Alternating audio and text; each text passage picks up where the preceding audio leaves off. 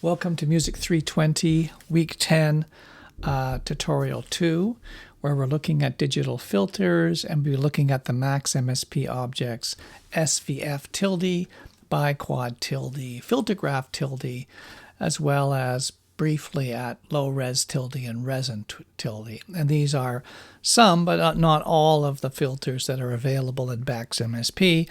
Please feel free to look at some of the others, such as the comb filter, and there's a Wudpole filter, and there's a few others, but these are the main filters. And in fact, with the SVF filter and the biquad filter, you can pretty much do any kind of filtering. Let's do a brief review of filters. These are the four main kinds of filters that we have in audio systems. The low-pass filter, which attenuates higher frequencies while allowing lower frequencies to pass. The high-pass filter, which attenuates the lower frequencies and allows the higher frequencies to pass. The bandpass filter, which isolates a certain frequency region and eliminates all of the frequencies around that region. And the notch filter, which eliminates frequencies in a fixed frequency region, and allows all the frequencies above and below that to pass.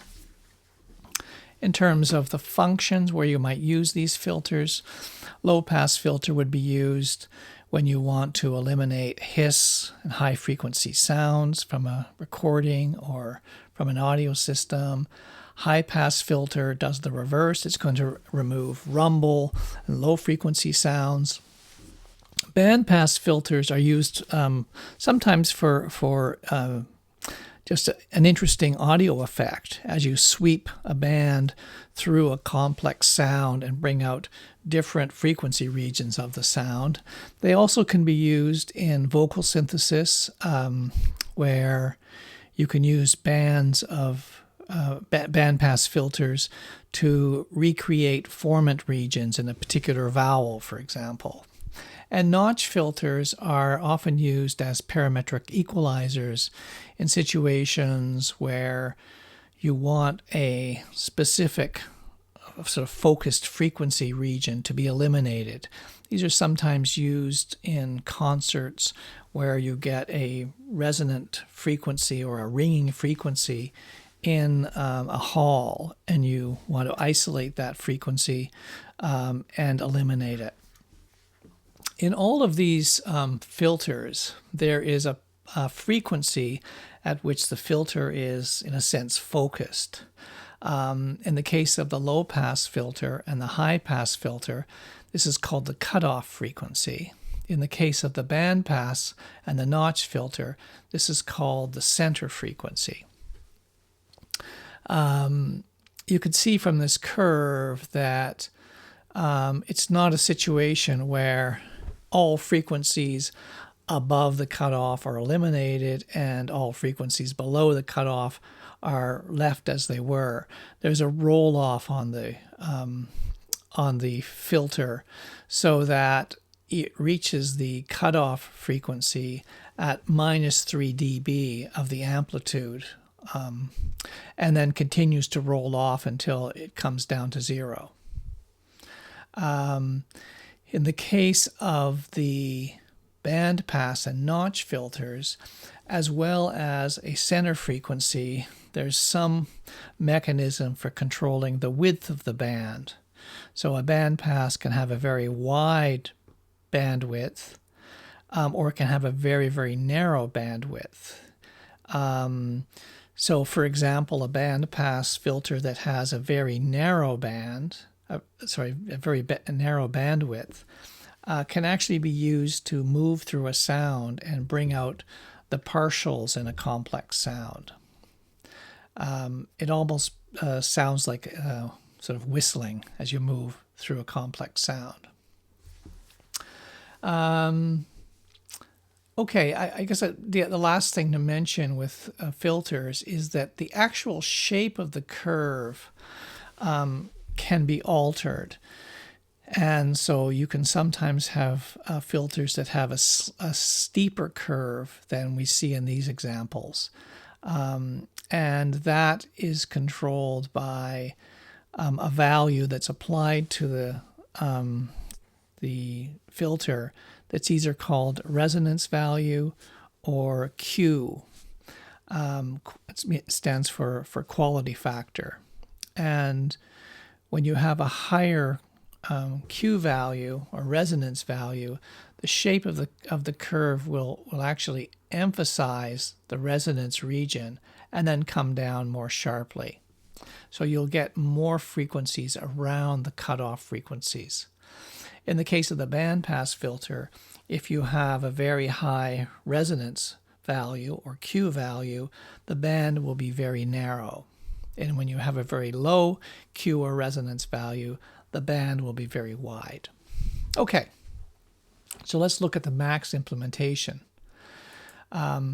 What I've done here is to find a very loud, rich orchestral sample. This is by Kaya Sariaho from one of her operas. And I have a fairly long sample in here because we want, in order to hear how the filters behave, we need to make sure we've got all the frequencies present. So I'm going to play this without any filtering, so you can hear what the original sounds like. And it's loud.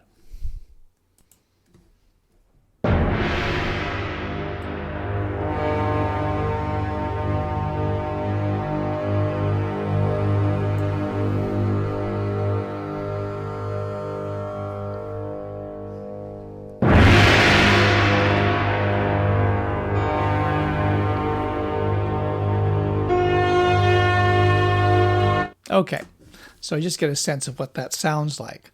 Now we're going to start working with the filters. And the first filter we're going to look at is the state variable filter. And the nice thing about the state variable filter is that this one filter actually can generate all four of those filters we just looked at. So the first outlet you could see is a low pass. The second one is a high pass, the third one is a band pass, and the fourth one is a notch, a band reject or a notch filter.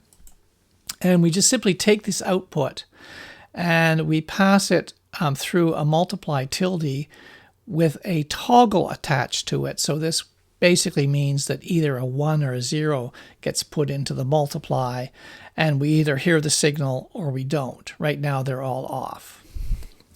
So the state variable filter, first of all, we have a center frequency or cutoff frequency, and then we have a resonance value. And we can see what both of those do. So let's start with the low pass filter. So I'll turn the low pass filter on. And we've set this at 1,000 as a frequency, cutoff frequency. So just thinking about what's going to happen here, we have a low pass filter. That means all of those low frequencies at 1,000 hertz and below are effectively unchanged, and all of the higher frequencies above that will be altered, will be attenuated. So when we play this, it's going to sound a lot more bottom heavy than it did before. Whoops.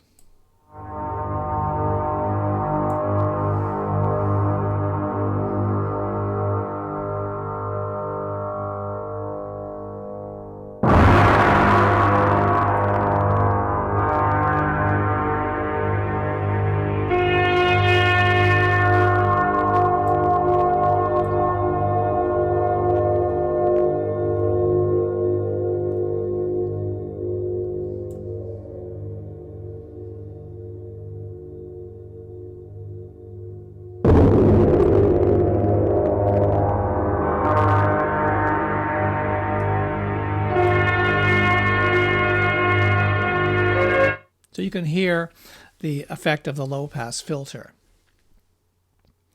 Let's go to the high pass filter, and we'll set it also at 1,000 to start with.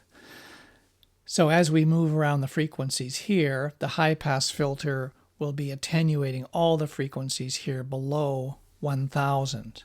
That's a lot of frequencies, because you imagine where 1000 is on the piano, above it's about, C5. Well, it depends which C you're using, but 2 octaves above middle C.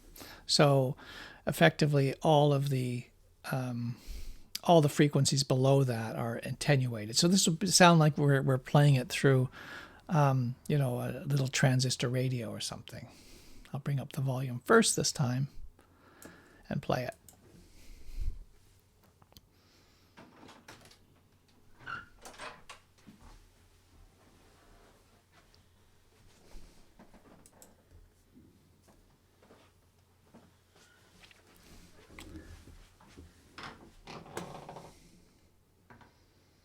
I'll bring up the volume first and then play it.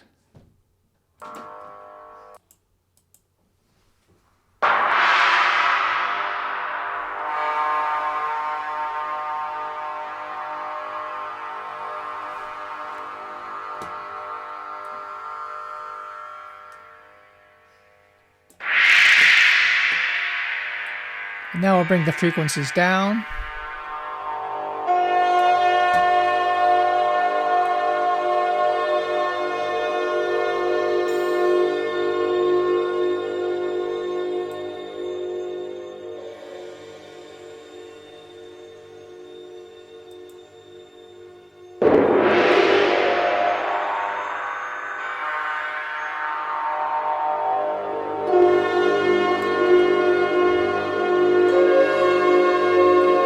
There we go. So that is the high-pass filter. Now the band-pass filter, I'm going to engage and we'll play this again. And I will both play around with the frequency of the band-pass, and I'll play around with the resonance value, which effectively, as I said before, will narrow the band as the value goes up and widen the band as the value goes down. So let's just sort of move through this sound with the bandpass filter.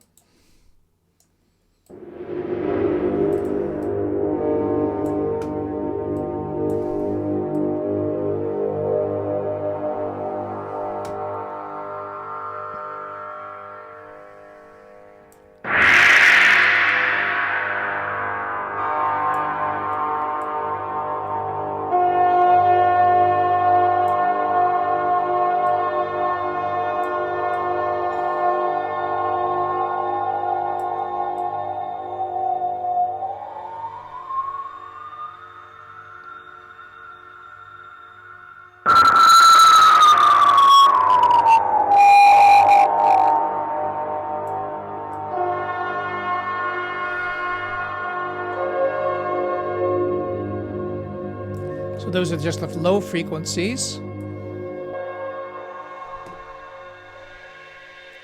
These are just the high frequencies.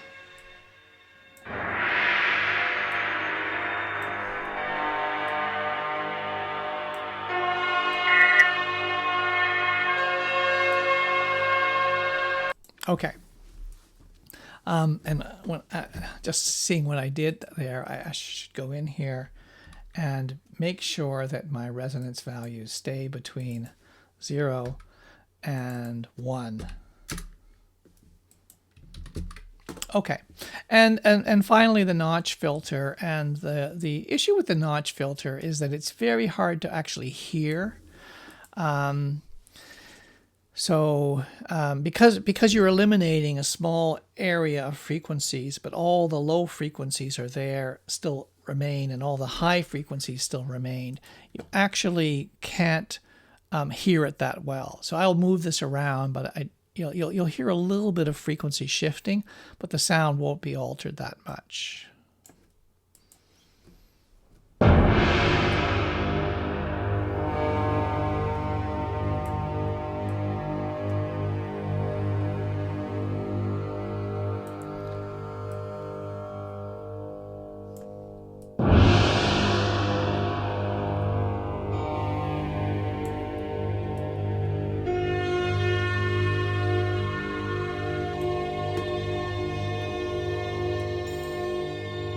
So as you can hear, there's not much to hear.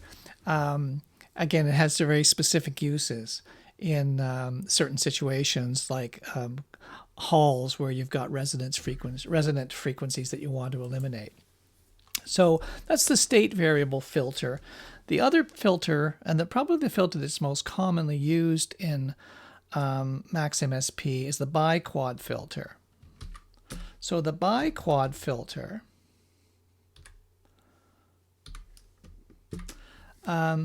is a two-pole 2-0 filter, which takes a series of coordinates which control the filter positions, or the cutoff and attenuation positions. Calculating biquad coefficients is extremely difficult to do. And if you want to look at the math that's involved in that, please have a look at the help file, and it goes through some of that. But we don't have to calculate it because we have another object in Max called a filter graph. And the filter graph is basically a display which allows us to produce the coordinates that would drive the biquad. So I'm going to connect this in here. So we're going to be playing Sarajevo through the biquad filter. Now, the easiest way to work with a biquad filter is to have a menu.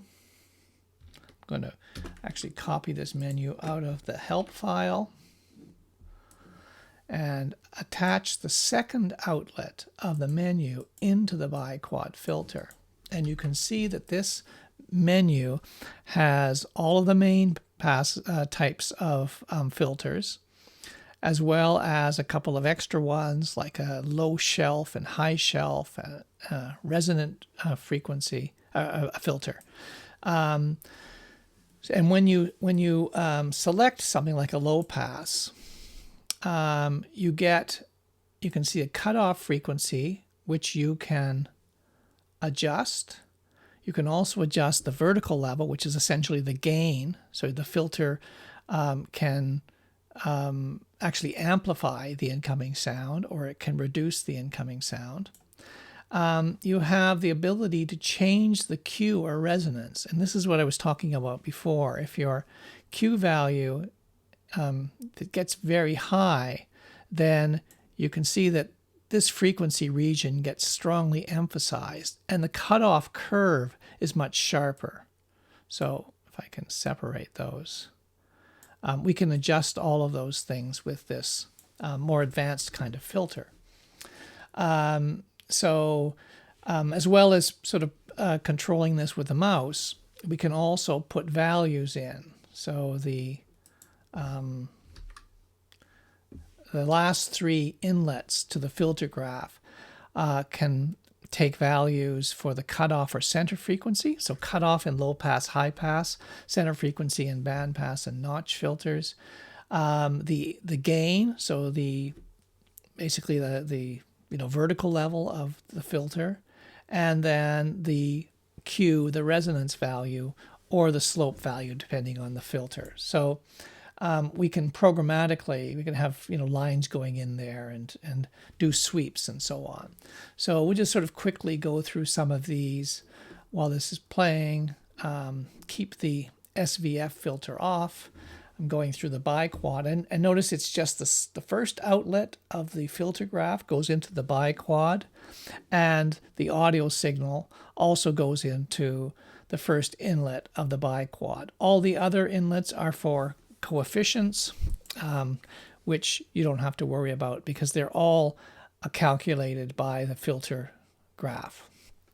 So let's play this again, and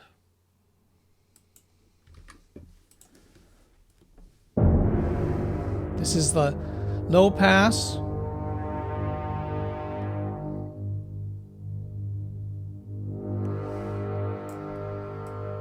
The high pass.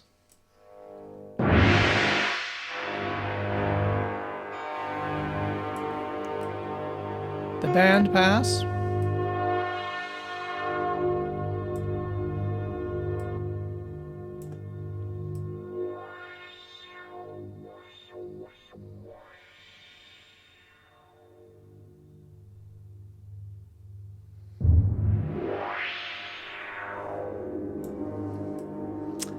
Let's do the low shelf.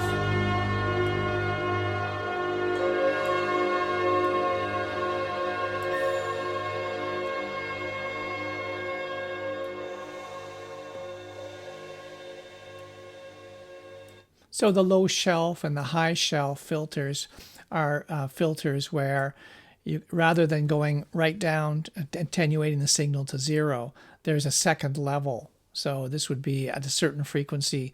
We want to reduce all the frequencies above that frequency, but we don't want to eliminate them completely. So there's actually more filters available here. And those are the main ones. You can look at all of those on your own. So this is probably the most common type of filter used. It's easy to control, and it basically does everything you need it. And if you want to, as I said, I just grab the menu out of the help file, but you can also make your own menu. It wants those names to be put into it in order to jump to those settings. Okay, as well as the biquad, and I'm just going to do this very quickly, there is a filter called resin tilde, which is a simple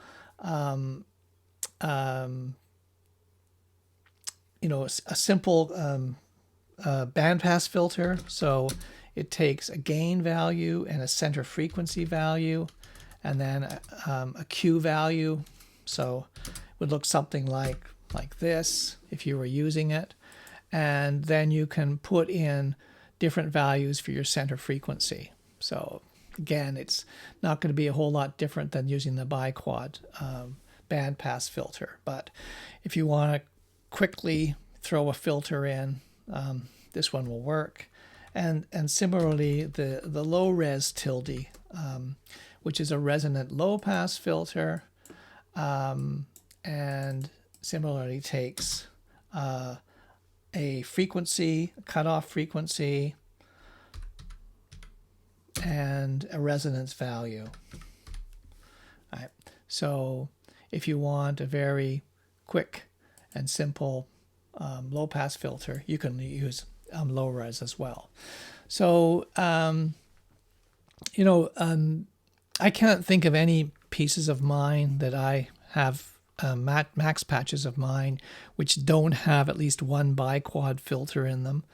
I often use it whenever I've got input from a live instrument. I just put it in there just in case I'm getting too much low frequency out of a live instrument.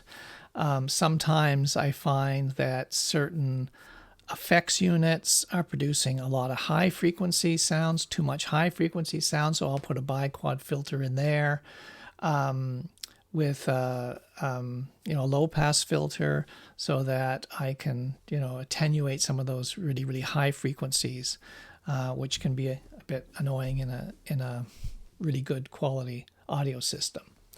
So I think that's all I wanted to cover in this. Either the SVF filter or the biquad filter will pretty much do anything you want in terms of filters. So thank you.